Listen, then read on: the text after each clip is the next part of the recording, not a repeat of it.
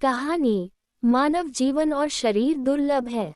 एक बार की बात है, एक दयालु राजा ने एक लोहार की दुर्दशा देखकर उसको चंदन का बगीचा उपहार में दे दिया।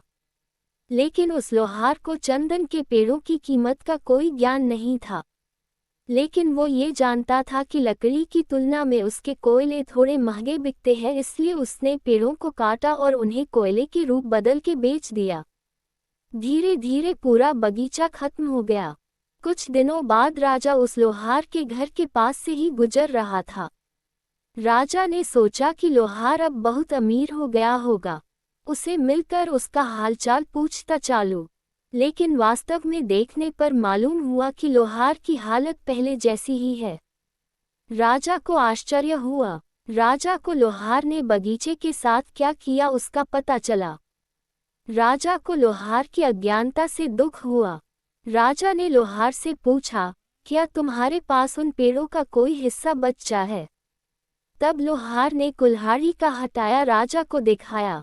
राजा ने उस चंदन की लकड़ी को लेकर लोहार को एक चंदन के व्यापारी के पास भेजा।